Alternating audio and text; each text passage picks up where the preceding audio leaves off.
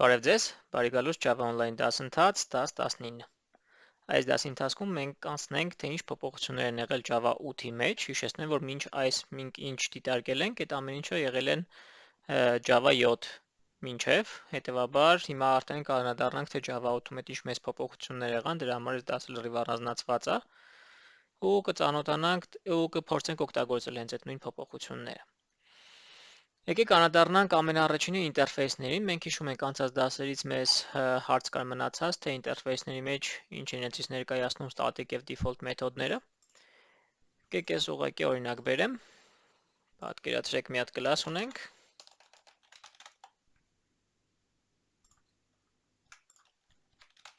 որի մեջ ունենանք main ֆունկցիան։ Հիմա երբ որ մենք ինտերֆեյս ենք սարքում, ենթադրենք մի հատ ինտերֆեյս սարքեմ, անունը դնեմ musician, հիշենք մեր հին ինտերֆեյսը։ Մենք այս ինտերֆեյսի մեջ ասել ենք մեր բոլոր մեթոդները abstract են։ Այդ ինչ է նշանակում, որ օրինակ եթե ունենք play music ֆունկցիան, ինքը ենթադրենք մարմին չուներ, հետագայում ես օգտագործելու համար պետք է սարքենք կոնկրետ musician, օրինակ pianist, ու implement անենք այս musician-ին, որպեսզի կարողանանք override անենք այս play music ֆունկցիան։ Բայց Java 8-ից սկսած Java-ն ասում է, որ նաև static ֆունկցիաներ կարանք ունենանք մենք ինտերֆեյսի մեջ դրած։ Օրինակ musician-ին վերաբերող ինչ որ մի հատ static ֆունկցիա, որը ասում է ես մուզիկանտ եմ։ Այսինքն մի հատ ֆունկցիա, որ սա musician-ների համար մեկ է։ Այդ իրականում որտեղ պիտի գրեի, պիտի մի հատ կլաս ունենա, այդ կլասի մեջ գրեի, բայց ենթադրենք մեր parent-ը եղել է musician-ը, ինտերֆեյսը, ոչ թե կլասը, որից սա ժառանգում եմ, հիմա հարց առաջանում, որ մի հատ ֆունկցիա կա, որ սաղի համար նույն ձևը աշխատում, այդ ֆունկցիան որտեղ գրեմ։ Java-ն արդեն հնարավորություն է տալի ինտերֆեյսի մեջ static ֆունկցիա ունենալ, հետևաբար ինքը պետք է լինի ենթադրենք static void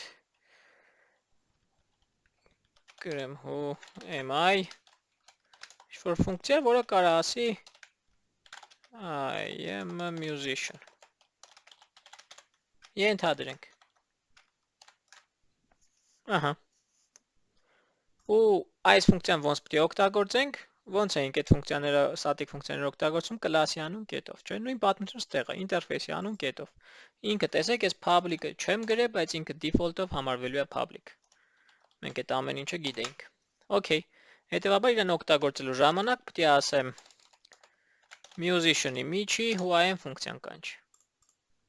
Եվ վերջ։ Իսկ ինքը իրան զուտ պահում է նույն ձև, ինչ որ մեր static ֆունկցիաները ու տարբերություն չկա, ինքը կլասի մեջ է, թե ինտերֆեյսի մեջ է։ Ну, պարզա որ հիմա եթե սարքեմ pianist ու implement անեմ musician-ը, հիմա ինքը ինչ է ասում։ Ասում է պետք է implement անես musician-ի միջի բոլոր abstract ֆունկցիաները, չէ՞։ Այստեղ static-ը ինքը օբյեկտի հետ կապ չունի, այսինքն ինքը override գաղափար չկա static-ի համար, որտեղ static սաղի համար մի հատ է։ Override դա նշանակում որ parent օբյեկտից եկածը վերափոխես։ Հիմա այստեղ եթե pianist-ը implement անենք, մենք կտեսնենք, որ մենակ այս play music-ը պետք է override անենք։ Okay, այս ինչ վերաբերվում է մեր static ֆունկցիաներին։ Հիմա նաև բացի static ֆունկցիաներից մի հատ ուրիշ խնդիր էլ կա Java-ում, ուրիշ նորամուծություն էլ կա Java-ում, որ Java 8-ից սկսած, բացի նրանից, որ մենք կարանք ունենանք abstract ֆունկցիաներ, մենք նաև կարանք ունենանք default ֆունկցիաներ, որոնք մարմին ունեն։ Օրինակ, պետք է գրեմ default նոր ֆունկցիայի նկարագրությունը։ Ենթադրենք read notes, նոտա կարտալն։ Փակագծերը բացեցի, գրեցի reading notes։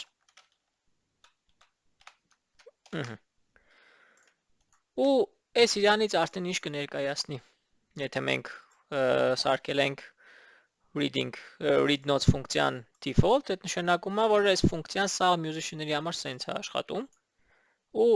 մենք չենք ստիպի ոչ մեկին override անել այս ֆունկցիան։ Եթե ուզենա override կանի, չուզենա չէ։ Օրինակ pianist-ի ժամանակ ասեք error չկա, բայց ես կարամ այդ read notes-ը դնեմ override անեմ։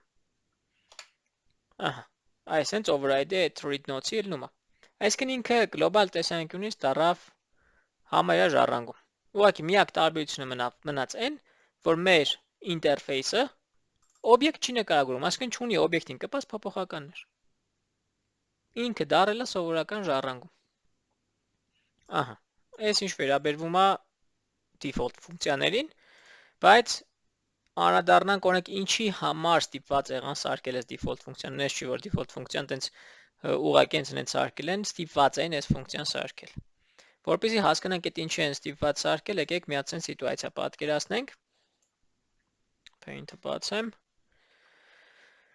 Java-ն sense գաղափար ունի, որ պետքա տարբեր վերսիաներ, երբ որ մենք release ենք տալիս, երբ որ ստեղ ասենք ունենք Java 7, Java 7, ունենք նոր վերսիա, որը կլներ Java 8-ը, Java 8-ը, Java-ն ասում է, որ պետք է Java 8-ը լինի backward compatible։ Այդ ինչ է նշանակում։ Այդ նշանակում է, եթե դուք ծրագիր ունեք, որը գրված է Java 7-ով, այս ծրագիրը պատկերացրեք գրված է Java 7-ով, դրանք Java 7-ը դեղինն է, Java 8-ը այս գույնն է։ Գրված է եղել ինքը Java 7-ով, հիմա ոնց անեմ, որ եթե իմ կոմպի վրա Java-ն update եկավ, ենթադրենք արդեն ունենք այդ Java 8-ը, ոնց անեմ, որ այս ծրագիրը նույն ձև աշխատի նաև Java 8-ի վրա, այսինքն վերսիան թարմացնելուց ես ստիպված չլինեմ ծրագրիս մեջ փոփոխություններ անեմ։ Այդ երևույթը կոչվում է backward compatibility, այսինքն իմ նոր վերսիաները փորձեն աշխատացնեն նաև հին վերսիայով գրված կոդը։ Հիմա հասկանանք ստեղ ինչ կարա լինի։ Ու պատկերացրեք հիմա նոր վերսիայում հազարդ նոր կլասներ, ինտերֆեյսներ կանոնն է Java-ն։ Հիմա եթե ստեղ ունենք մի հատ ինտերֆեյս, ես abstract գրեմ, ենթադրենք անունը collection interface-ն է։ Ինչ որ մի հատ անուն եմ զուտ գրում, որի մեջ ունենք ֆունկցիաներ, չէ՞։ Սաղ այդ ֆունկցիաները abstract ֆունկցիաներ էին։ Absence f գրեմ, այսքանով սահմանափակվենք։ Java 7-ի մեջ այդ էր։ Այսինքն Java 7 ծրագիրս, որ ես գրել եմ, եթե ես օգտագործել եմ collection interface-ը, ես գիտեմ, որ այնտեղ f ֆունկցիա կար, որը պետք է override անեմ, արել եմ նորմալ գրել եմ այստեղ իմ ծրագիրը։ Հիմա Java 8-ի մեջ կարող է այս նույն կլասը փոփոխության ենթարկված լինի։ Այսինքն կարող է ինձ պետք լինի այս կլասի մեջ ես մի հատ ֆունկցիա ավելացնեմ։ Բացի f-ից մի հատ էլ ուրիշ ֆունկցիա ավելացնեմ, ենթադրենք g։ Ահա, որը Java 7-ում չկար, ես նոր ֆունկցիոնալություն եմ ավելացնում։ Հիմա եթե ինքը օրինակի համար ինտերֆեյս է, collection-ը, այդ ինչ է նշանակում, ով իրան օգտագործես, պետք է g ֆունկցիան override արած լինի։ Բայց հիմա հարց, իմ ծրագիրը գրվել է Java 7-ով։ Այս ծրագիրը գրելու պահին ես չգիտեի, որ դա g ֆունկցիա է հայտնվելու։ Ու հիմա եթե այս ծրագիրս աշխատացնեմ Java 8-ով, մենք կունենանք error, որովհետև կասի դու օգտագործել ես collection-ը, դու այս օգտագործել ես, բայց դու չունես override արած g ֆունկցիա, հա չունեմ, որովհետև այն ժամանակ չկար։ Հետևաբար ստիպված կլինեմ ես ստեղ change անեմ, այսինքն եթե խնդիր կա այդ collection-ը օգտագործել եմ ու g abstract ֆունկցիա հայտնվել, ես այստեղ ստիպված պիտի change անեմ։ Փոխեմ ծրագիրս, որպեսզի ինքը Java 8-ով աշխատի։ Որպեսզի այս հարցերից խուսափենք, որովհետև այդ հաճելի չի, դուք ծրագիր ունեք, գրել եք, աշխատում է, հիմա ինչ որ ձեր Java-ն թարմանում է եւ ձեր ծրագիրը սկսում է չաշխատել։ Որպեսզի sense թեմաներից զերծ մնանք, Java 8-ում արդեն այդ default մեթոդներն ինչով են փրկում։ G ֆունկցիան ավելանում է ոչ թե որպես abstract ֆունկցիա, այլ ավելանում է default ֆունկցիա։ Որպեսզի ես, այսինքն իրան default ինչ որ իմպլեմենտացիա է տրվում, թեկուզ կարան դատարկ թողեն, կարևոր չի, այդ զուտ նրա համար է, որ Java 7-ով կամ հին Java-ով գրած ծրագրերս ստիպված չլինեն IS override անեն։ Այսինքն իրանք շարունակեն նույն ձև օգտագործել, բայց եթե Java 8-ով եք աշխատում, դուք արդեն կարաք այս ֆունկցիան բռնեք, դուք ձեռով override անեք։ Այս սրա համար է ստեղծված այս default ֆունկցիաները, այսինքն ոչ թե հավեսի համար ստեղծեցին, այլ իրականում ելք չկար ուրիշ։ Եթե ինտերֆեյսները փոփոխվում են, մենք եթե ուզում ենք պահենք այս backward compatible վիճակը, որ մեր կամայական թազա վերսիա Java-ի նոր վերսիա կարողանա աշխատացնի հին վերսիայի գրած կոդը, ստիպված արդեն default մեթոդներ ենք ավելացնում, որպեսզի հին վերսիայի կոդը ընդհանրապես խնդիր չունենա աշխատելու նոր Java-ի մեջ։ Լավ, այս էլ ինչ վերաբերում default խնդրին։ Բայց այդտեղ հիմա կարող է հարց առաջանա, բա որ ասում ենք մի կլաս երկու կլասի չի կարա ժառանգի, որովհետև նույն բաները կարային լինեին այնտեղ, հիմա բայց հասկացանք, որ մի կլասը կարա իմպլեմենտ անի երկու կլասի, համսրան։ Բա որ ստեղ էլ լինի նույն default ֆունկցիան ուրիշ բան անող, ստեղ էլ լինի նույն default ֆունկցիան ուրիշ բան անող։ Այդ ինչ պետք է անենք։ Օրինակ, պատկերացրեք, մի հատ ուրիշ օրինակ բերենք, ունենք A interface, իր մեջ կա ենթադրենք մի հատ f ֆունկցիա, Prичем default ինքը տպում է A։ Լրիվ նույն ձև ունեմ մի հատ B interface, այս նույն ֆունկցիան ընդեղ կա, որը որ տպում է B։ Հիմա եթե ես իմ կլասը սարքեմ ինչ-որ մի հատ C կլաս, implement եմ անում և A-ին, և B-ին, ինչ է ստացվում։ Տեսեք, C-ից տակ error եկավ։ Error-ը կայանում է նրանում, որ C-ն արդեն գիտի, ասում է գիտես, A-ից էլ ունես տենց ֆունկցիա եկած, B-ից էլ ունես տենց ֆունկցիա եկած, արի դու ինձ C-ում ասա, ես այդ ֆունկցիան, կոնկրետ F ֆունկցիան ոնց գրեմ, այսինքն ստեղ մեզ տիպելու է override անել այդ ամեն ինչը, F ֆունկցիան override անել։ Իսկն ես C-ում, եթե sense կոնֆլիկտներ ունեցա, այնտեղից էլ այդ ֆունկցիան եկավ, մյուս կողմից էլ այդ ֆունկցիան եղավ, ես տիպված եմ այդ C-ում ասեմ այդ ֆունկցիան ինչ է անում։ Բայց հիշում եք, չէ՞, մենք նաև երբ override ենք անում, կարող ենք super օգտագործենք, բայց այդտեղ իրականում super երկու հատ կա։ Հիմա ոնց անեմ, որ խոսքի C-ում ասեմ օգտագործի I-F ֆունկցիան, հետո տպի ինչ որ C տար, հետո օգտագործի B-F ֆունկցիան։ Դրա համար գրվելու ձևը հետևյալն է. A super-ը որ կա, իր F ֆունկցիան կանչի, հետո կարամ ուրիշ գործողություն անեմ, հետո կարամ ասեմ B super-ը որ կա, մի հատ էլ իր F ֆունկցիան կանչի։ Իսկ այս դեպքում, քանի որ մենք ինտերֆեյսները շատ ունենք, կարանք շատ implement անենք, մենք արդեն պիտի նշենք, որ super-ի մասին է խոսքը, ուղղակի super չկա, ուղղակի super-ը ստեղ մեր օբյեկտը կլներ։ Object class։ Okay, այս էլ այս խնդիրն է լուծվում, բայց ինչով է այս խնդիրը ավելի հեշտ լուծվում, քան կլասների դեպքում, հենց նրա պատճառով, որ մեր ինտերֆեյսները object չեն նկարագրում։ Հետևաբար ինտերֆեյսներում չկա օբյեկտի կպած հատկություն։ Այնտեղ չկա name-եր, չկա year-ներ, ոչի բան չկա, որ իմանամ այս անունը ումն էր վերջ, ումից եկավ այդ անունը, որ ժառանգից եկավ։ Այսինքն օբյեկտին կպած ֆունկցիաներ չեն, այս ֆունկցիան, որ դուք տենում եք, էսի զուտ ինչ որ մի հատ ֆունկցիա, որ ասում է ով էս ինտերֆեյսի հատկություններ ուզում ունենա, այս հատկությունը default հետը կպնում է, բայց մեր հատկությունը օբյեկտինը չի։ Այդ հատկությունը զուտ ինտերֆեյսի մեջ է սահմանած, զուտ ֆունկցիոնալություն։ Ինքն հենց ուրիշ մեկի օբյեկտին բնորոշ բան չի վերադարձնում, որ մենք խնդիր ունենանք։ Get name ֆունկցիա չենք։ Okay, հետևաբար այդ խնդիրը լուծված է sense, որ երբ որ դուք sense confusion ունեք, այսինքն երկու տեղից նույն default ֆունկցիան գալիս է, դուք ստիպված եք այդ տեղում override անել ու ասել ինչ եք ուզում անեք։ Կարաք вообще չօգտագործեք ոչ մի տեղի ֆունկցիաները։ Կարաք ուղղակի ձեր ֆունկցիան ասեք։ Այսինքն ինքը դառել է լրիվ նույն override-ի process։ Տարբերությունը ինչ մնաց ինտերֆեյսի ու կլասի, որ համարյա լրիվ նույնն են, բացի նրանից, որ ինտերֆեյսը իրականում չունի ֆիլդեր, այսինքն ինքը օբյեկտ չի նկարագրում։ Այսքան բան։ Լավ։ Այսինքն ինչ վերաբերվում էր Java 8-ից սկսած նորամուծություններին ինտերֆեյսի մեջ, հիմա եկեք ուրիշ բանի հետ անդրադառնանք, տանք մի հատ սահմանում։ Այ այն ինտերֆեյսները, որի մեջ կա ընդհանրապես մի հատ abstract ֆունկցիա, անվանենք ֆունկցիոնալ ինտերֆեյս։ Այսինքն օրինակ, ինչ չի հետաքրքրում, ինչ կան default կա, ինչ կան static կա, բայց կոնկրետ մի հատ abstract ֆունկցիա է։ Օրինակ, այս ինտերֆեյսը ֆունկցիոնալ ինտերֆեյս է։ Որտեվ հենց մի հատ abstract ֆունկցիա կա, երկու հատը չէր լինի, вообще չէր լինի, էլի չէր լինի։ Այս ինտերֆեյսը կանվանենք ֆունկցիոնալ ինտերֆեյս։ Հիմա այս musician-ը օգտագործելու համար ինչ պետք է անենք։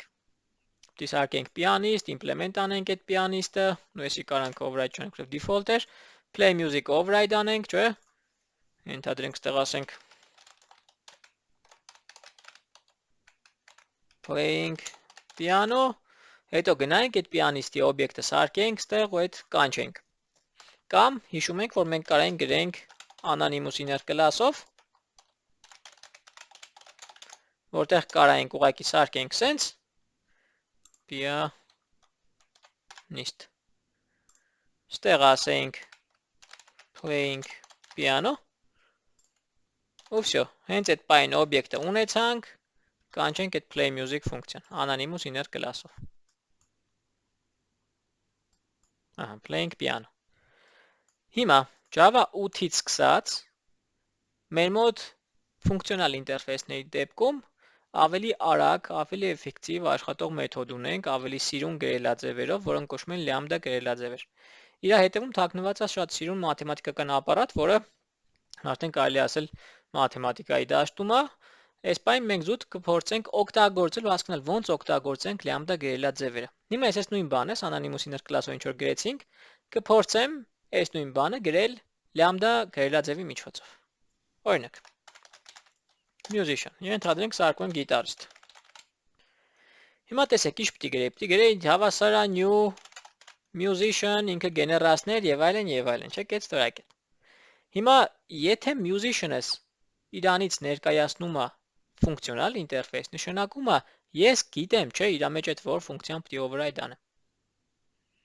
Այսինքն, ստեղ արդեն Java-ն ասում է, կարիք չկա, որ դու մի հատ գրես new musician, հետո գնաս այդ ֆունկցիայի անունը, ես սաղ գիտեմ, որ ֆունկցիայի մասն է, որտեղ այդ ֆունկցիան միաժամանակ կորոշվի։ Սիվոլիշ մի հատ ֆունկցիա կա, որ դու ստիպված ես override անես։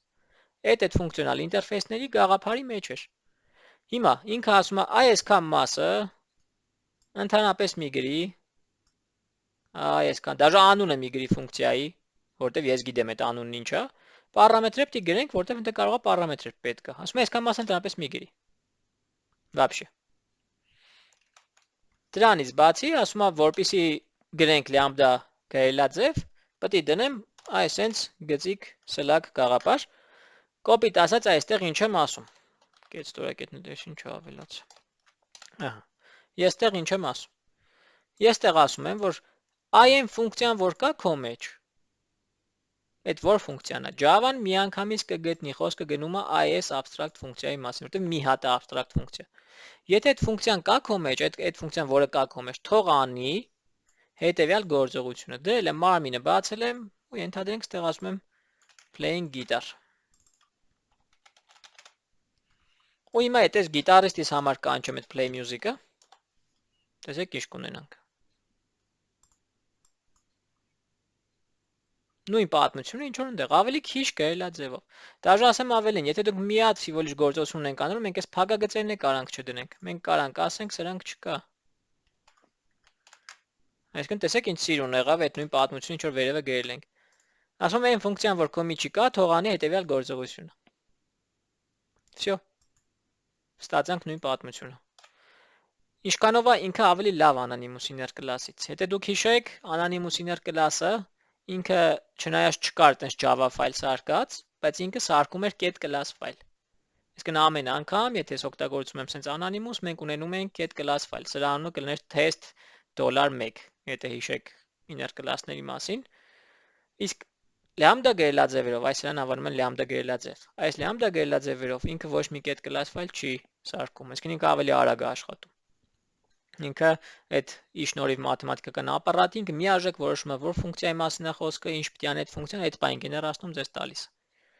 Լավ, հիմա եկեք ուրիշ օրինակ նայենք, ինչ կլինի, եթե մենք ստեղ ունենանք փոփոխականներ։ Ենթադրենք մի հատ ուրիշ ինտերֆեյս ունեմ։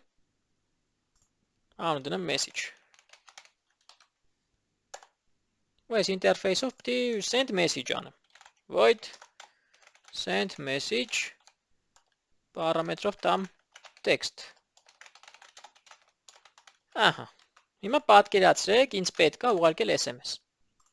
Ինչ պետք է անեի, պետք է սարքեի class implement անեի սրան եւ այլն եւ այլն եւ այլն։ Կամ anonymous-ով պետք է սարքեի message հավասար new message։ Նայեք, այսպես պետք է սարքենք, չէ՞։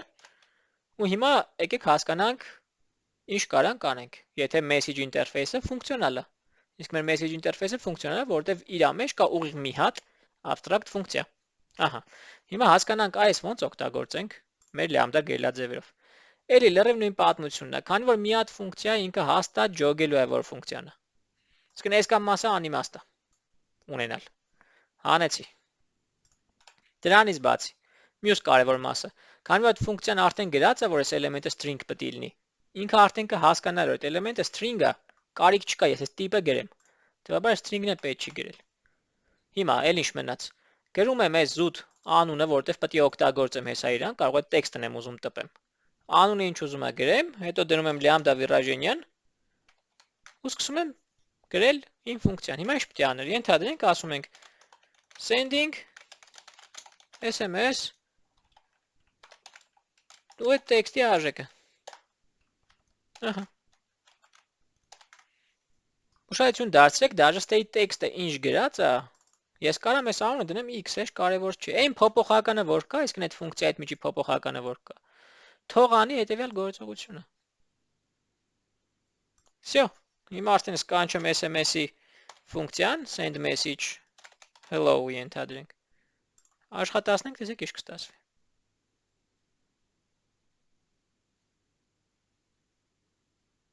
Okay։ Այսքանը ինչ վերաբերվում է մեր լամբդա վիրաժենիաներին, երբ որ մենք ունենք մի հատ կոնկրետ փոփոխական։ Մի հատ պարամետր։ Երկու հատ ունենայինք, նշանակում է ստա մի հատ ուրիշ պարամետր է պետք ունենայի։ Հիմա ես որ կանչեց ես ինչ եղավ, ես իրանից ներկայացրեց, որ x-ը կընդունի hello արժեքը, հետևաբար մեր այս գործողությունը կանի այդ տպելը, sending SMS ու այդ hello-ով։ Էլի, քանի որ մի հատ գործողություն է, ես կարամ այս փակագծերը չգրեմ, այս փակագծերը կարամ ընդհանրապես չգրեմ։ Ու մի հատ է առանձնահատկություն, երբ որ պարամետրը մի հատ է, նաև կարամ այս փակագծերն չգրեմ։ Եթե պարամետրերը մի հատ են։ Բայց եթե երկուսակամ ընդհանրապես չկա, ստիպված է պարամետրերը գրեմ։ Մի հատի դեպքում ամենակ, որ կարամ ես չգրեմ։ Լավ, եթե մեր ֆունկցիան պիտի return աներ ինչ-որ բան, օրինակի համար պատկերացրեք ուրիշ ֆունկցիա ունենք, նույնպես a եկեք օգտագործենք, ենթադրենք ու հասարակ բան գրեմ, երկու էլեմենտ պիտի էլեմենտի գումար պիտի վերադարձնի, ես ոնց պիտի օգտագործեմ այն ինտերֆեյսը։ Պիտի ասեմ այն ֆունկցիան, որ կա քո միջի, որը երկու հատ էլեմենտ էր ուզում, թող անի հետևյալ բանը, ուստի կարամ գրեմ return արա a plus b, a փոփոխական ունեի աշկիս, այս էր, return արա a plus b, ուվ շա, հիմա z-ի համար, որ կանչեմ այդ sum ֆունկցիան, 4-ի ու 5-ի համար, կամ 6-ի համար, իրանց պիտի դնեմ print-ի մեջ, որովհետև return-ը անում չի տպում։ Իսկ որ կանչեմ, մենք ունենանք return արած ան ու b-ն։ Այսի abstract էր, մի րոպե, abstract ֆունկցիա ավելացրեցի, ոչ մի բան չարեցի, սկսեց գրվել։ Նորից։ Ստացանք 10։ Okay։ Հիմա տեսեք, եթե այդ return-ը մի տողով մենք կարանք անենք, այսինքն ստեղ շատ հեշտ արագ return-անող բաներ, դրա համար մենք գրեցինք, մենք կարանք ընդհանրապես return բառն չգրենք, բայց այս փակագծերը պետք է հանենք։ Այսինքն կարանք ասենք այն ֆունկցիան, որ կա,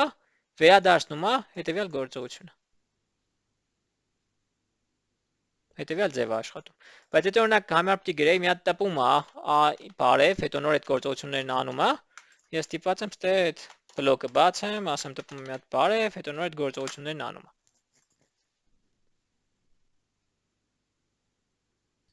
Okay։ Այսքանը ինչ վերաբերվում է մեր ֆունկցիոնալ ինտերֆեյսներին եւ լամբդա գրելաձևերին։ Լավ։ Ну, հեսա պրակտիկա կունենանք, կհասկանանք ոնց է պետք իրանց օգտագործել, որտեղ արդեն իսկ Java-ում կան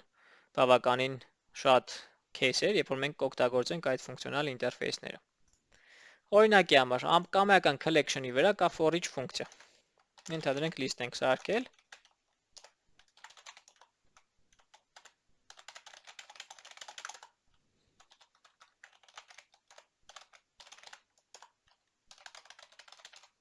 Ինչ-որ թվեր։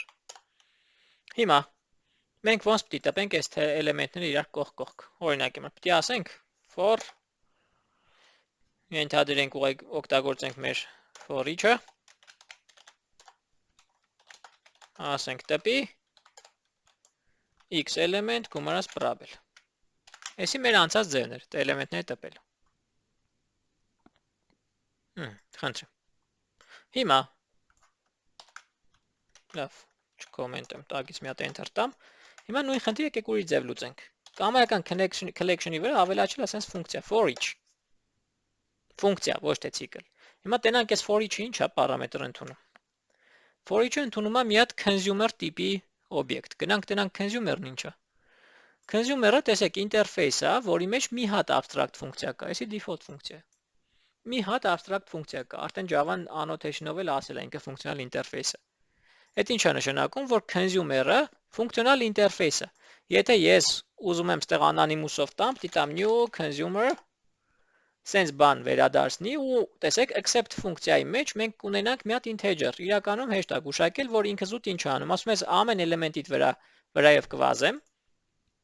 սաղ իմ integer-ն այդ վրայով, ու ամեն էլեմենտի համար կկանչեմ except ֆունկցիան, այսինքն այս integer-ը կարամ ամեն x տնեմ, այս x-ը ըլնելու է հերթով իմ էլեմենտները, հետևաբար ես հիմա որ տպեմ այդ x-ը իրար կողք, մենք կունենանք այդ 6-ը։ Նույն պատմությունը։ Իդե հիմա նես չի որ այս գրածը այդքան հաճելի է, քան մեր for-ը։ Այդ իլրիվ parz է, բայց հիմա եկեք օգտագործենք ոչ թե մեր sense anonymous inner class-ով, այլ հասկանանք, որ consumer-ը ֆունկցիոնալ ինտերֆեյս է, հետևաբար մենք կարանք իրան օգտագործենք ավելի սիրուն, այսքան մասը չգրենք, լամբդայով գրենք։ Իրականում IntelliJ-ն երբ որ սևացնում է, ինքը զուտ ասում է հուշում կա, կարամ ուրի ձև անեմ, որ կագնեք վրան սխմենք alt enter, ինքը ասում է replace անեմ լամբդայով, ասում եմ այո։ Տեսեք ինչ ունեցանք։ Ասում է ամեն էլեմենտի համար արա այս գործողությունը։ Всё, ունեցանք լրիվ նույն պատմությունը, ինչ որ ունենք ստեղ։ Այսինքն for each ֆունկցիան կոնկրետ այնա լամբդայի օգտագործում։ Մի տողով գրեցինք այն, ինչ որ դուք պիտի ցիկլ գրեիք։ Լավ, անցնենք առաջ։ Հիմա եկեք խոսանք արդեն collection-ների մասին ու հասկանանք, թե մեր Java 8-ում ինչ նոր package կա։ Մեր նոր package-ը Java 8-իլ stream package-ն է, որը նախատեսված է collection-ների շատ արագ, սիրուն գործողություններ անելու համար։ Հիմա կանադառնանք երթով բոլոր գործողություններին կտեսնեք ինչքան հեշտ է այդ գործողություններով անել խնդիրների լուծումները։ Հիմա եկեք օրինակի համար վերցնենք մի հատ list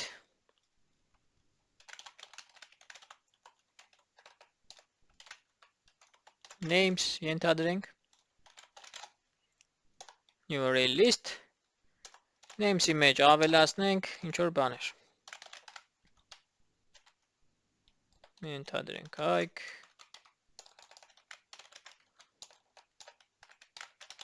ենթադրենք այս մի list ունենք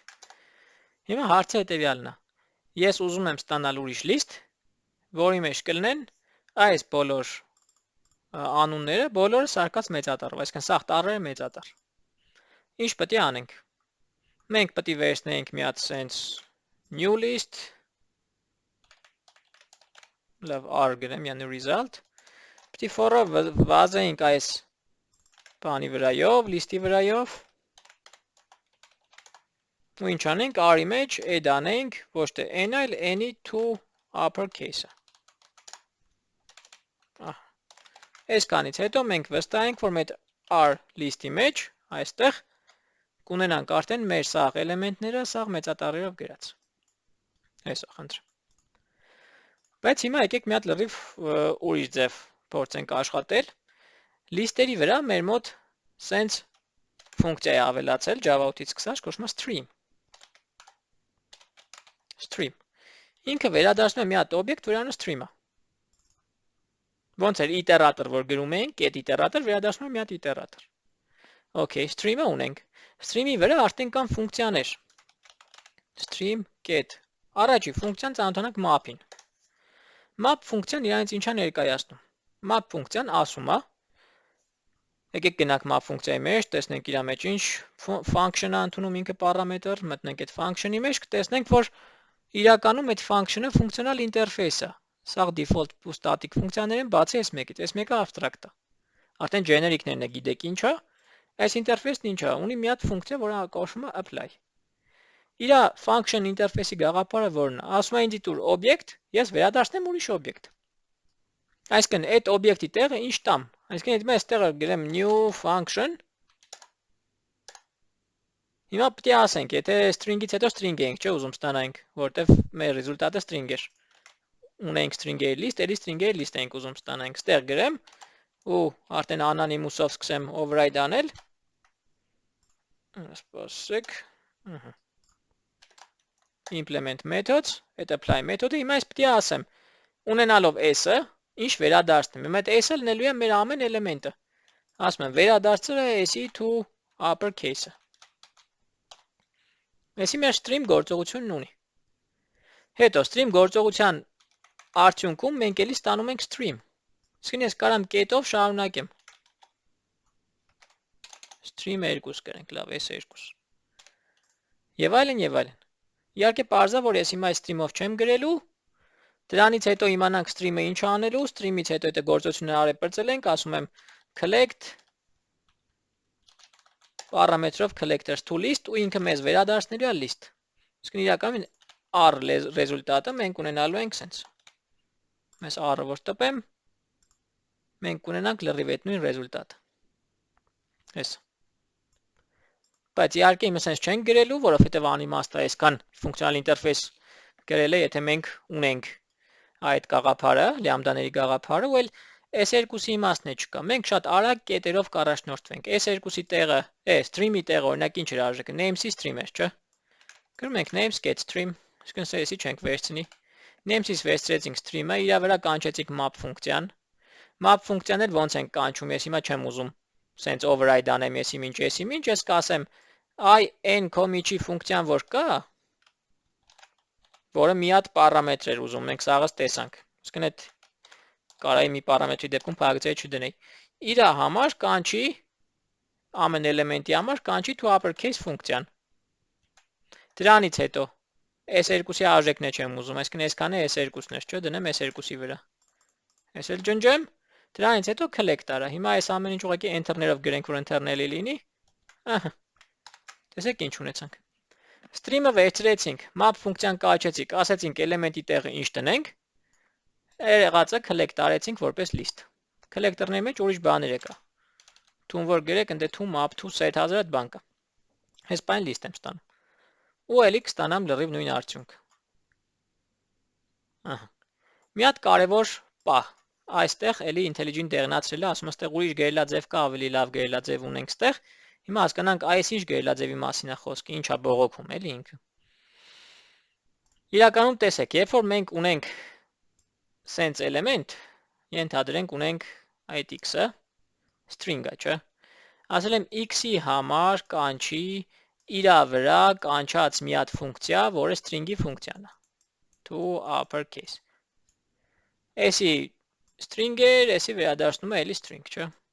Հիմա Java-ն ասում է, կարաս չգրես x-ի տեղը տնեմ x-ի արժեքի հետ արած ինչ որ բան։ Կոպիտ ասած ինչ ասում, ասում է to uppercase ֆունկցիան է, չէ, դու կիրառել ամեն x-ի վրա։ Ամեն էլեմենտի վրա կիրառում ենք to uppercase ֆունկցիան։ Java-ն ասում է, ինձ էլ կարիք չկա գրես այս x-ի համար կանչի այս ֆունկցիան։ Ինձ զուտ ասա, որ ֆունկցիան կիրառեմ։ Ես կհասկանամ, որ ամեն էլեմենտի տեղը պիտի դնեմ այդ էլեմենտի համար կանչած այդ ֆունկցիան։ Այսինքն պետք է ասեմ string class-ի միջի to uppercase ֆունկցիան, որ տամ alt enter, ինքը առաջարկում է replace անեմ lambda-ն մեթոդով, ասում եմ այո։ Ու տեսեք գերլաձևը ոնց է։ Գերլաձևը գրվում է 4 հատ վերջակետով։ Իսկն վերջակետ, 4 հատ կետ։ Այս ուղղակի ես տվեցի ֆունկցիան, ասի string class-ի միջի to uppercase ֆունկցիայով արա քո map գործողություն, այսինքն ամեն էլեմենտի համար կանչի string class-ի միջի to uppercase ֆունկցիան։ Այսին որ եղավ հայրեն։ Լավ։ Մի հատ էլ առաջացնենք, էսի արդեն map գործողություն, այսինքն map իմաստը որն էր, ասեմ ամեն էլեմենտի տեղը ինչ էլեմենտ տամ։ Թե որ ֆունկցիայով եք ուզում այդ էլեմենտը տակ, արդեն դուք կարաք նայեք։ Օրինակ, եթե ես ուրիշ ֆունկցիա ունենայի, ենթադրենք լավ, մի հատ ցեն կլաս էր։ C-ի մեջ մի հատ ֆունկցիա գրեմ, public static գրեմ, որ առանց օբյեկտ չունենամ, ասեմ, ես ֆունկցիաս ինչ անում։ String տալիս ես, string վերադարձնում եմ, ենթադրենք, անու տնենք convert։ Պարամետրը վերցնում եմ string։ Ինչ եմ անում, վերադարձնում եմ ուղղակի դեմից գրած բարև, ամեն էլեմենտի համար։ Ես վերադարձնում եմ, այ, system out print line չես սխալ արեցի։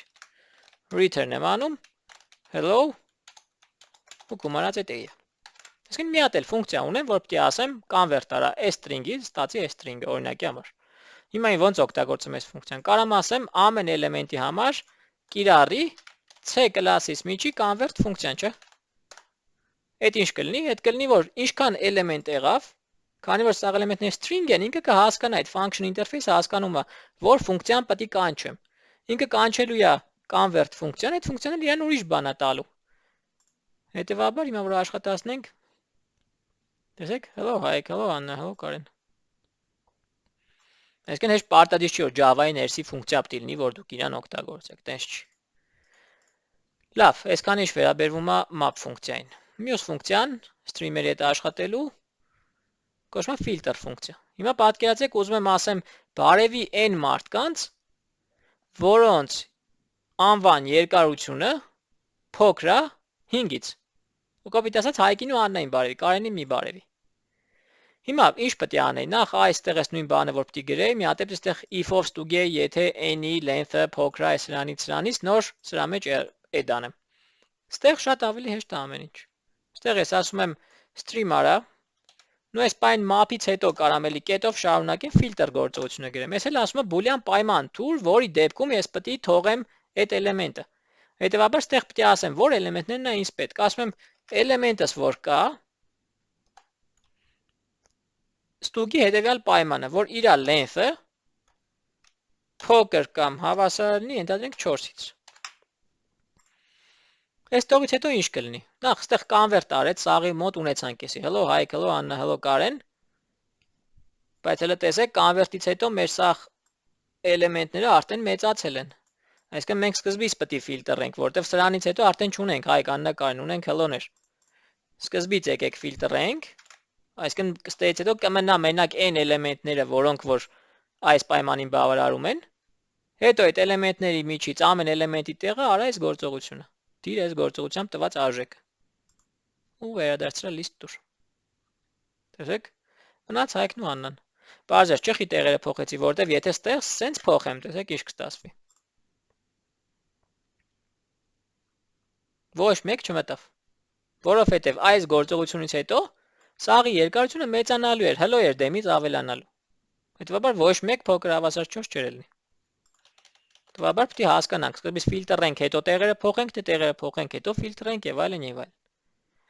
Այսինքն ինչ եղավ, այս իրականում stream-ի օգնությամբ դու խուսափում եք արդեն for-եր գրելուց, ուրիշ list սարքելուց եւ այլն, if պայման ստուգելուց։ Այդ ամեն ինչը շատ հեշտ լամբդա վիրաժենյաներով մենք արագ գրում ենք։ Okay, ես էլ ինչ վերաբերում է ֆիլտր գործողությունը։ Եկեք մի հատ կոնկրետ օրինակ դիտարկենք։ Այդ օրինակը արդեն տունը կհավաքեք։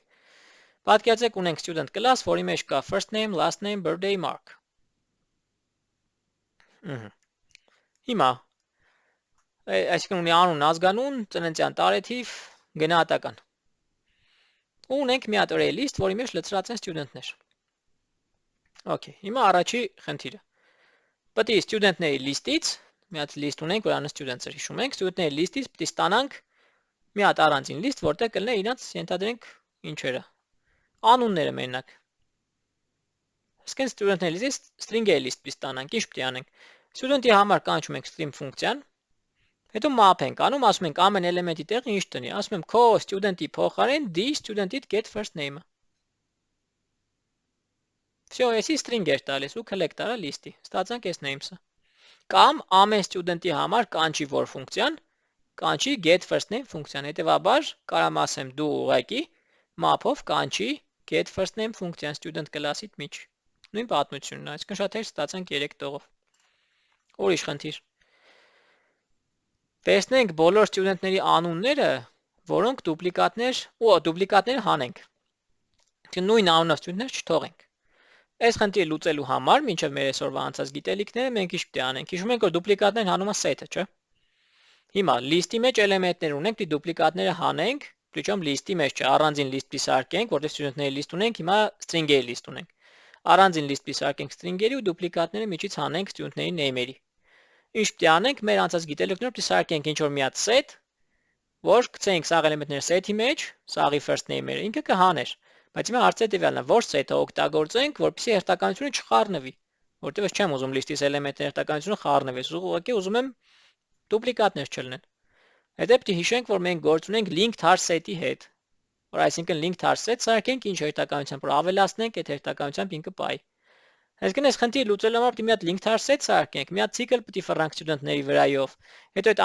ամեն այդ ցիկլի ամեն իտերացիայի մեջ linked har set-ի մեջ put անենք, add անենք մեր student-ի get first name-ը, ընթացիկ student-ի։ Հետո խնդիրը հետևյալն է, սարքել list, ոչ թե set։ Հետո այդ ստացած set-ը տալ մի հատ array list-ի, որպեսզի ունենանք list-ով մեր name-երը։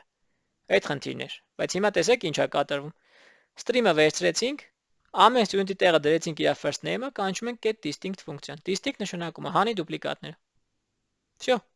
այսքան բան։ Get distinct ֆունկցիայով արագ այս ամեն ինչը կստանանք։ Անցանք առաջ։ Երրորդ task-ը ամեն ուսանողի ուսանողների full name-ը գրի, այսինքն անուն պրաբել ազգանունը, այն ուսանողների, որոնց գնահատականը մեծ է 60.5-ից։ Ինչ տանենք, նախ ֆիլտրենք այն ուսանողներին, որոնց գնահատականը մեծ է ստեից, այսինքն stream-ից հետո գրեցինք ֆիլտր, ասենք այն ուսանողների թող, որոնց գնահատականը get mark-ը 60-60.5-ից մեծ է։ Դրանից հետո ինչ ենք անում։ Ստացվածներից մնացածների մեջ map ենք անում, ասում ենք ամեն մեկի տեղը գրի իր first name գումարած probable գումարած իր last name։ Եթե օրինակ ունենայինք student class-ի մեջ մի հատ ֆունկցիա, որը կվերադառներ full name-ը, այսինքն student class-ի մեջ գրենք մի հատ ֆունկցիա full name վերադառնող, ունդե գրենք first name-ին գումարի probable գումարի last name, այստեղ կարողանանք ուղղակի գրենք map արա ըստ student class-ի միջի հետևյալ ֆունկցիայով։ Երկու կետ այդ full name ֆունկցիայով։ Ես էլ շատ հեշտ եղավ, այսինքն ֆիլտր գործողությունն ռեալ օգտագործվում է, ցիկլ չեն գրում, ոչ մի բան չեն կանում։ Հիմա ասեք այն ստուդենտների քանակը,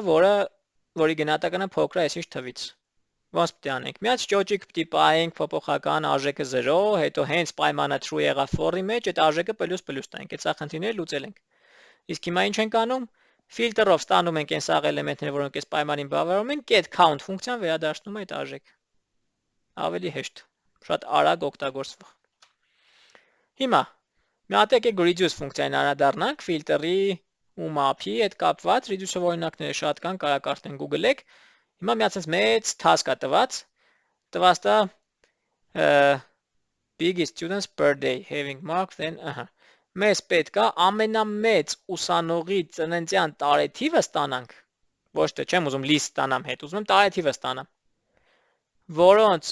գնահատականը 50-ից մեծ է, այսինքն 50-ից մեծ բոլոր ուսանողների միջի ամենամեծ ուսանողի ծննդյան տարեթիվն եմ ուզում ստանամ։ Առաջի քայլը որն է, ֆիլտր անենք, մի հատ թողնենք այդ պայմանին բավարարող ուսանողները, 50-ից մեծերը։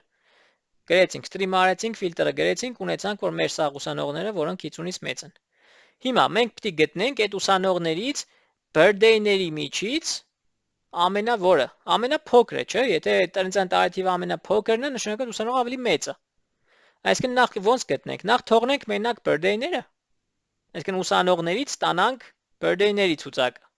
Ասեք map արած, ուսանողների տեղը դրած է ինչ, ուսանող կլասի միջի get birthday ֆունկցիայի արդյունքը։ Դեպաբար այս map-ից հետո մենք կունենանք ուսանողների մենակ ծննդյան տարեթվերը։ Հիմա հարց առաջանում է ծննդյան տարեթվերից ոնց վերցնենք մինիմալ էլեմենտը։ Այսինքն մի հատ արդյունք է ինձ պետք այդ սաղ եղած stream-ից։ Reduce ֆունկցիան հենց այդ է անում։ Որ գրեմ reduce, ու արդեն ստեղ օգտագործում ենք integer կլասի միջի մինիմում ֆունկցիան, տես ֆունկցիա կա integer կլասի մեջ, որը որ կարա եղած թվերից մինիմումը ձեզ վերադարձնի։ Reduce ֆունկցիայի օգնությամբ մենք ասում ենք եղածի միջից մինիմումը վերադարձրա։ Ու հետագայում պետք է get ֆունկցիան կանչենք, որ այդ արժեքը վերադարձնի։ Տունը անպայման նայել այդ reduce ֆունկցիան ինչ է իր մեջ պարունակում, մենք map-ն ու ֆիլտրը նայեցինք, այստեղ ինչ է էլի method reference-ը պարզավոր, փորձեք reduce ֆունկցիայի համար ձեր reduce ֆունկցիան գրել, որպեսզի տեսնեք կաշխատի թե չէ։ Okay, ու օրինակներով արդեն կարաք առաջնորդվեք, լիքը օրինակ կա, այսօր նաև գիրք կտամ, թե որ գրքում կարաք Java 8-ի այս ամեն ինչը ավելի լավ մարսեք։ Լավ, էսի այսքանը, հիմա եկեք մի հատ ուղղակի փորձենք sum-up անենք ու օգտագործենք արդեն մի հատ ուրիշ stream կաղապար։ Խոսքը վերաբերում է parallel stream-ին, հասկանանք ոնց է օգտագործվում, եթե ունենք big data, ունենք մեծ տվյալներ, ոնց անենք, որ ավելի արագ աշխատի մեր մոտ այդ map գործողությունը օրինակի համար։ Պատկերացրեք ունենք մի հատ անկապ մեծ ֆունկցիա։ Այս ֆունկցիայի մեջ լոգիկա չկա ընդհանրապես։ Այս ֆունկցիան զուտ միակ իր լոգիկան այն է, որ ինքը ինչքան է ստեղ 2 միլիոն անգամ ցիկլ է ֆռում։ 2 միլիոն անգամ։ Հիմա պատկերացրեք ինչ եմ սարքում։ Սարքում եմ մի հատ list, որի մեջ random class-ի օգնությամբ random class-ը զուտ մի հատ class է, որ ձեզ անկապ թվեր է տալու։ Next-int ֆունկցիայով անկապ թիվ եմ ստանալու։ Ինչ եմ արել, ցիկլը գրած, որ 1 միլիոն հատ անկապ թիվ լից այս list-ի մեջ։ Այսինքն զուտ գեներացրել եմ ինչ որ մի հատ մեծ տվյալներ երևի։ Մեծ։ Չգիտի կարևորը չի ինչ տվյալները։ Հիմա ինչ պետք է անեմ, ես ուզում եմ տենամ ամեն այդ էլեմենտի համար, որ կանչեմ map ֆունկցիան, ու այդ map ֆունկցիան լինեն f ֆունկցիան, իրականում ինչ կստանամ, այսինքն ինչքան ժամանակում կաշխատի։ Եկեք այդ գրեմ։ Stream test main։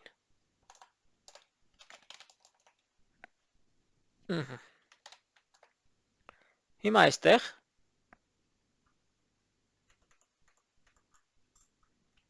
պատկերացրեք ունեմ լավ եկեք վերևը մի հատ այդ RL-ի մեջ ֆունկցիան գրեմ ենթադրենք այնտեղ int պետք է վերադարձներ լավ integer եկեք գրենք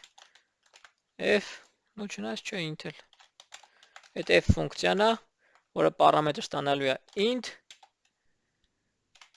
ու ինքը ինչ անելու զոտ մի հատ անկապ for գրեմ բայց այդ for-ի կարևորությունը կայանում է նրանում որ ենթադրենք ինքը փոխվում է 100,000 անգամ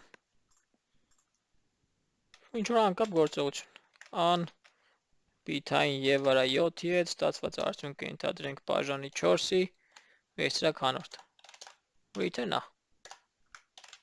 ինչ որ մի հատ բան կարևոր չի լրիվ ինչ ահա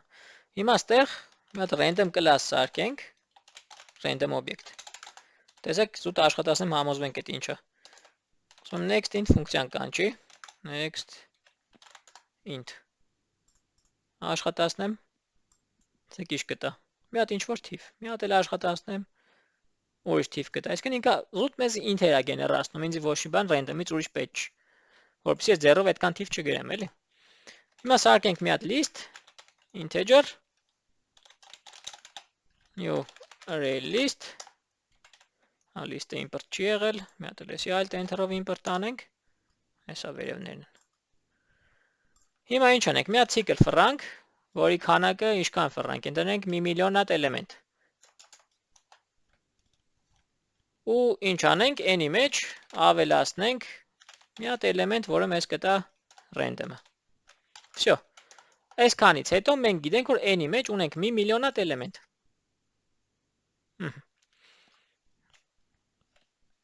եկեք համոզվենք այստեղ որ debug-ը դնեմ debug-ով աշխատացնենք մի պահ զուտ տողը ավելացած որ տենակ տեսեք n-ի մեջ 1 միլիոն հատ էլեմենտ որ բացեմ ինչ անկապ խառը խուրը թիվ ասես կա եւ այլն հիմա էլ չեմ ստուգելու քանակը հիմա խնդիրը լրիվ հետեւյալն է որ ամեն էլեմենտի փոխարեն ես ուզում եմ դնեմ ուրիշ էլեմենտ որը կստացվի map ֆունկցիայով այսինքն ամեն էլեմենտի փոխարեն ուզում եմ կիրառեմ այդ f ֆունկցիան այդ էլեմենտի համար հետո էլ կարևոր չի ինչ եմ անում ենթադրենք reduce եմ անում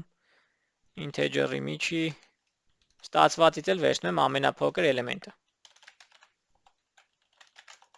ահա ինքը իրանից optional-ը վերադարձնում տունը արդեն կարեք նայեք optional-ն ինչի մասին է խոսքը null-երի համար է էլի Java 8-ից ավելացել կարևոր չի այս գործողության արդյունքն եմ ուզում հասկանամ ինչքան կտևի այս map ֆունկցիայի արդյունքը որովհետև ինչ ունեմ 100,000 հատ էլեմենտ չէ ունեմ 1 միլիոն հատ էլեմենտ ու ամեն էլեմենտի համար կանչում եմ մի հատ գործողություն որը ֆռում է 100,000 հատ ցիկլի 100,000 անգամ ծանր գործողություն է ինքն իրանով պատկերացրեք ունեք sense ցուցակ էլեմենտների լիքը էլեմենտներ են հիմա ես ասում եմ պետք է ստանամ ուրիշ ցուցակ ուրիշ sense բան պետք է ստանանք բայց ինչ եմ ասում եմ այս ձեր ստացածը պետք է լինի հետեւյալը այս էլեմենտի տեղը պետք է դնեք ուրիշ էլեմենտ, որը հաշվելու համար երկար ժամանակ եք ծախսելու։ Լրիվ նույն պատմությունը, սրա տեղ ուրիշ էլեմենտ, սրա տեղ ուրիշ էլեմենտ, թե ոնց եք ստանալու այս էլեմենտը, պետք է կանչեք f ֆունկցիան ձեր կոնկրետ այս էլեմենտների համար։ Այս նրանց համար։ Ահա։ Հիմա մեր խնդիրն է, որ էլեմենտների քանակն էլ է շատ։ Այսքանն էլ է շատ։ Այս ֆունկցիան էլ է ծանր ֆունկցիա։ Հասկանանք ոնց իրան կպայի մեր ծրագիրը ու ինչքան ժամանակում որպեսզի ֆիքսենք այս գործողությունը ինչքան ժամանակում եկավ լավ այսքան գործողությունը եկեք այս բանը ֆիքսենք ժամանակը sense մի հատ ֆունկցիա կա system class-ի մեջ current time in millis ինքը տալիս է տվյալ ժամանակը միլիվայրկյաններով անունը դնենք start մի հատ էլ ֆիքսենք ժամանակը ավարտից հետո end հիմա եթե ունենք ժամը այս start-ին սկսվել է end-ին բերծել է ոնց իմանանք ինչքան տևեց end-ից հանենք start-ը end-ից հանենք start մենք սրանով կիմանանք քանի միլիվայրկյան տևեց Որպեսզի վարկյանս հաշվենք, եկեք եղած արդյունքն էլ բաժանենք, եղած արդյունքը բաժանենք 1000-ի, որ ստանանք քանի վարկյան եղավ։ Բայց քանի որ բաժանումը ամբողջ թվերի մասին էր, ես կոտորակային եմ ուզում ստանամ, եկեք կետ 0 ավելացնենք 1000-ի մեջ, որպեսզի հասկանանք ինչքան ինքը աշխատեց։ Արդեն այսինքն չասի 4 վարկյան, ասի խոսքի, չգիտեմ, 4 ու 6 օրինակի համար։ Հիմա աշխատացնում եմ այս կլասս։ Նստենք սպասենք։ 0.075 վարկյանում պրծավինք։ Արագ արեց։ Հիմա եկեք շատացնենք, ենթադրենք ցիկլերի քանակն էլ թող մի միլիոնատ ֆրա ամեն էլեմենտի համար։ Մի հատ էլ աշխատացնենք։ Էլի մի րոպե հասկանանք ստեղ արդյունքը չենք վերցրել։ Եկեք մի հատ այս արդյունքն էլ տպենք, որ հասկանանք այդ արդյունքն ինչ է։ Մեր մոտ պատասխանը գալիս է 0.071, կոնկրետ այս դեպքում։ Հասկանանք քանի հատ էլեմենտ ունենք, f ֆունկցիան ինչքան գործողություն է անում մեր մոտ։ 1, 2, 3, 4, 5, 6, 1 միլիոն գործողություն է անում, իմ կոմպը ինչ-որ սկսել է շատ արագ անել այդ գործողությունը։ Current միլիսեկունդները ֆիքսել ենք, այս ֆիքսել ենք, end-ից հանել ենք start, սաղ այս գործողությունները ճիշտ ենք արել, բաժանել ենք 1000-ի։ Լավ, եկեք էլեմենտների քանակը ավելացնենք, խոսքի դնենք 8 միլիոն էլեմենտ։ Աշխատացնենք։ 8 միլիոնի դեպքում մի քիչ ավելի երկար տևեց։ Հիմա տեսնենք սլայդի վրա ինչքան է դրած, որ տարբերությունը ջոգենք էլի։ Կանանք գործողությունները մի քիչ շատացնենք։ Եկեք այս գործողությունը հենց գրեմ։ Այս թիվը հիվանենք 10-ի հետ, ստացված արդյունքը ստերնել պլյուս հավասար, եկեք տանք ինչ-որ անկապելի գործողություն գրենք, ստերի տոկոս անենք, փորձում ենք արհեստականորեն բարդացնենք էլի այս ֆունկցիան, թե ինքը իրենց ինչ անում։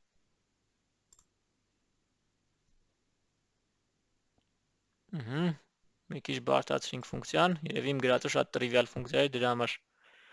չգնաց, հիմա ծրագիրը սկսել է տանջվել, բայց եկեք մի քիչ թիվը փոքրացնեմ, թե չկարող այսօր չպրծնի։ Այս թիվը սարքենք, ենթադրենք 100,000 հատ էլեմենտի համար։ Այն գրածս ֆունկցիան այդքան բարդ չէր, էլի արագ հաշվում էր։ 100,000 հատ էլեմենտի համար հիմա տեսնենք ինչա անելու։ Նու էսի այդ random-ի next-ին նա տպում հավայի թիվ։ Հիմա սպասենք, տեսնենք եւ կպրծնի էլի։ Մինչև այդ սպասել, եկեք մի հատ տեսնենք իմ պրոցեսորները ոնց են աշխատում այս խնդիրը լուծելու համար։ Եկեք ես մի հատ փորձեմ task manager-ով գտնեմ CPU-ները։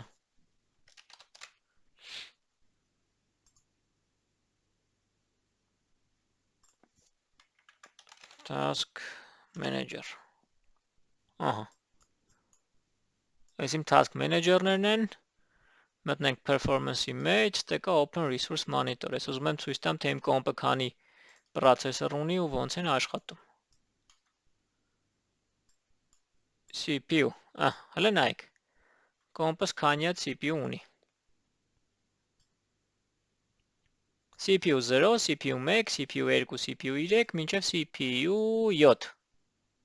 Այսինքն իմ մոտ 8 քորանի պրոցեսոր է աշխատում։ Այս խնդիրը կոնկրետ լուծելու համար։ Հələ որ աշխատում է, հələ որ այս խնդիրը չի կարողացել լուծել։ Որոշություն դարձնեք, տեսնեք, որ օրինակ այս պրոցեսորը ստեղ մի քիչ կանգ առել, մյուսը աշխատել է, այս մյուսը աշխատել է, այսինքն գրաֆիկն է նշ նույն գրաֆիկն է։ Կարող տեսնեք, որ իմ պրոցեսորը նշ սաղ լոդերով աշխատում է, ասենց high load-ով։ Այս մի պրոցեսորը ավելի քիչ է աշխատի, քան այս վերևինը, տեսեք, ստե պիկեր ունենք։ Ու սենց հերթափոխով կարելի է, ինչ որ խնդիրը մեր պետք է լուծեն։ Սպասենք, պետք է մինչև այդ ամեն ինչը լուծվի։ Լավ, եկեք թիվը մի քիչ փոքրացնեմ, թե չէ էլի կարող է չպրծնենք։ Այս թիվն եկեք 100,000 սարքեմ։ Start-ը տվեցինք։ Հիմա սպասում ենք մինչև այդ տեսեք ինչ եղավ։ Պրոցեսորները սկսին այս պայն աշխատել, հետո այս պրոցեսորս հանգստացավ։ Հետո բայց այս մյուս պրոցեսորս այդքան չէր հանգստացի, ինչքան այս մեկը, այսինքն ստեղ լոդը ընկավ։ Տեսեք, այս մի պրոցեսորը ոնց որ relax վիճակում լինի այս պահին, էլ չի աշխատում, այս մեկը հələ որ պիկեր է տալիս, հետո մյուսը։ Ահա, ստացանք արդյունք, 23 վայրկյանում արեցինք այս նույն գործողությունը։ Բայց ուշադրություն դարձրեք, որ մենք այնպես չի, որ սաղ պրոցեսորներին ասինք աշխատի։ Մի պահ, մի պրոցեսորն է աշխատում, մի պահ մյուս պրոցեսորն է աշխատում, մի խոսքով, որպեսզի խնդիրս կարողանան լուծեն։ Լավ, բայց մի հատ sense հարց տամ, պատկերացրեք, ունեք այս թվերը 4, 5, ոյ, կշմեցացնեմ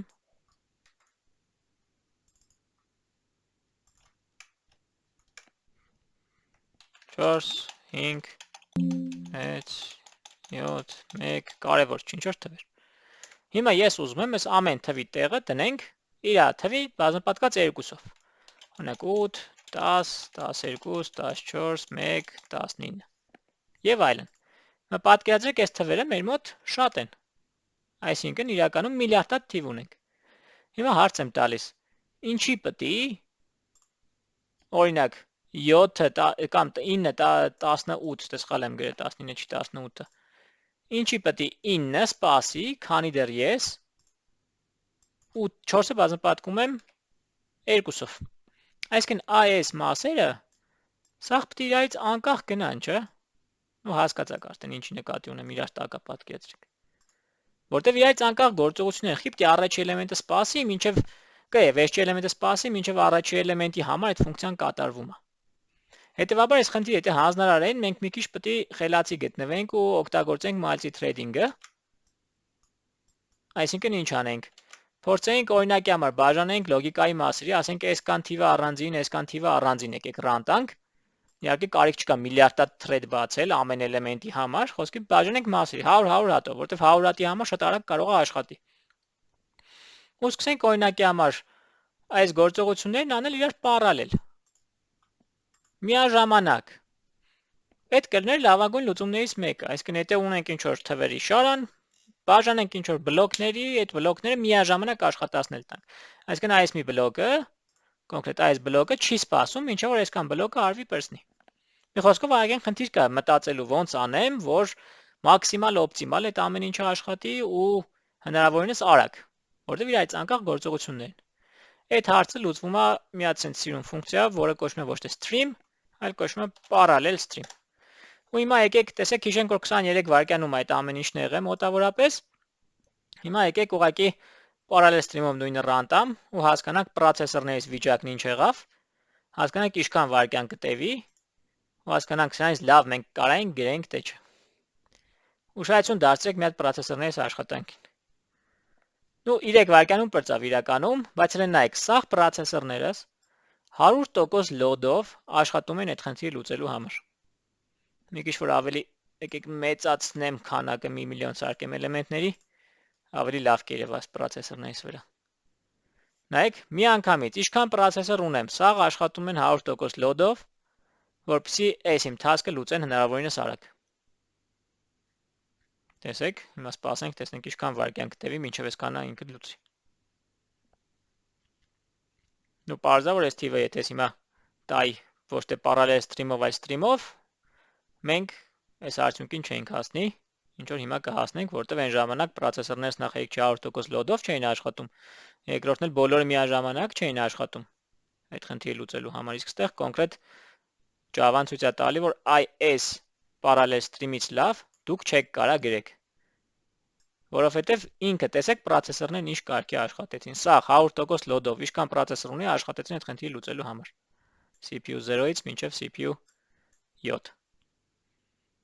Լավ, այսինքն parallel stream-ը այն ինչ որ ես նոր ասում եի, պետք է մտածենք լոգիկայով, բաժանենք այնց որ իրից անկախ անենք, Java-ում այնքան հեշտ է լուծված, որ դուք stream-ի տեղ եկեք գրում եք parallel stream։ Ու վсё։ Այդ ամեն ինչին կսկսում է ավելի արագ անել ու ցույց տվեցինք, որ դրանից արագ դուք չեք կարող անեք, որտեղ դրանից լավ պրոցեսորին չեք կարող աշխատացնել։ 100%-ով բոլոր պրոցեսորներն աշխատում են, էլ դրանից լավ ուր։ Լավ։ Այսքանն էլ ինչ վերաբերվում է parallel stream-ին։ Եկեք այսքանով սահմանափակվենք Java 8-ի ուսումնասիրություններով, իրականում դե մի քանի հատ կլաս կա ավելացած data-երի հետ կապված, դուք կարող ուղղակի Google-եք, տեսնեք ինչ տարբերություն կա Java 7, Java 8-ի մեջ, նոր կլասներ կան, նոր ինտերֆեյսներ կան, դրանց արդեն կարող ծանոթանանք։ Գլխավոր փոփոխությունները սրանք էին, որտեղ որ մենք ունեցանք լամբդա, այսինքն ֆունկցիոնալ ինտերֆեյս գաղափար ունեցանք, որպեսզի կարողանանք լամբդաներով օգտագործենք ու ունենք stream API, որը նախատեսված է collection-ների հետ արագ աշխատելու համար։ Այնտեղ էլի optional interface կա, օրինակ optional interface-ի մասին կարող Google-եք շատ հեշտ բան է null pointer-ներից խուսափելու համար, որպեսզի knowledge check-երը ավելի հեշտ կարողանաք անել։ Դրանից բացի ես վիդեոյի լինքում կգցեմ նաև գրքերի լինքեր, օրինակ կա sense մի հատ լավ գիրք Java 8 in action, որտեղ կարելի ասել այս գրքի մեջ սաղ պրակտիկ օրինակներով, լամբդաներ, սթրիմեր եւ այլն լիքը պրակտիկ օրինակ կա։ Իսկ այդ գրքով եք արագ դուք արդեն նայեք, կարևորը ամենակարևորը իմանաք ֆունկցիոնալ ինտերֆեյսն ինչ է, լամբդա գրելաձևն ինչ է ու վсё, գրեք արդեն սթրիմերով collection-ները պետք է նայեք ամեն ձև, ինչ կա չկա։ Google-ում լիքը օրինակներ կան, գրքում լիքը օրինակներ կա։ Ես այդ գրքի լինքերը սաղ վիդեոների տակ կգցեմ, որտեղ ինչա պետք։ Լավ, այսքանով եկեք ավարտենք մեր դասընթացը, որը Core Java-ի մասին էր։ Իրականում այսքանը բավարար է, որ դուք լրիվ 0-ից պատկերացնեք Java-ն ինչ է, փորձեցի լրիվ մանրամասն ներկայացնել մեր դասերի ընթացքում ու վստահ եմ, եթե դուք դասը 0-ից սկսեք սովորել, մանավանդ եթե ընդհանրապես գիտելիք չունեք ծրագրավորումից, 0-ից որ սկսեք սովորել, մեր առաջի դասից ոնց են setup անում ծրագրերը, ինչ է ընդհանրապես ծրագրավորումը, ոնց են կոդ գրում, ամենակարևոր բանը զուտ կլիքը կարտալ կոդը գրել։ Այսքանից հետո դուք, եթե այսքան բանը մարսեք, դուք կիմանաք ընդհանրապես Core Java-ն իրանից ինչա ներկայացնում։ Հետագայում ես նորից վիդեոներ կգցեմ, արդեն ավելի շատ կխորանանք բազաների մեջ, կհասկանանք ոնց պիտի Java-ով մենք աշխատենք բազաների հետ, տվյալների բազաների։ Հետագայում նաև լիքը գեղեցիկ խնդիրների կանրադառնանք, կոնկրետ կայքեր կան, այդ կայքերի միջոցով կարանք պրակտիկ թեստեր լուծել։ Հետագայում նաև կարող է վեբի դասընթաց ունենանք, այսինքն Java-ի օգտագործման տիրույթներից մեկը, որտեղ այս Core Java-ն ձեզ պետք է հետագայում կողմնորոշվելու համար, թե օրինակ դուք այս Core Java-ն որտեղ եք ուզում օգտագործեք, web-ում եք օգտագործում, թե Android-ում եք օգտագործում, թե ընդհանրապես ուզում եք desktop application-ներ սարքել, այսինքն Windows-ի կամ iOS-ի համար տենց application-ներ ունենաք Linux-ի։ Լավ, այսքանով եկեք ավարտենք, ես կփորձեմ բոլոր վիդեոների տակ հղումներում ունենալ որոշակի լինքեր, որոնք ձեզ կօգնեն տվյալ թեման ավելի լավ մարսելու համար։ Ու չենք մոռանում, որ կուրսը իրանից նախատեսված էր զուտ ծանոթություն Java-ի հետ, ճիշտ է մի քիչ խորացումներով, այսինքն այսքան եթե լավ մարսեք դուք կտիրապետեք Core Java-ին, բայց կան գրքեր, որոնք պարտադիր է կարդալը հետագայում կամ կուրսի ընթացքում, ես նաև կգցեմ այդ գրքերի լինքերը եւ գրքերի բաժինները, թե որ բաժինն է պետք կարդալ տվյալ վիդեոն նայելուց հետո։ Լավ, այսքանով եկեք ավարտենք, կհանդիպենք հաջորդ մեր վիդեոներում, շնորհակալություն, stay tuned։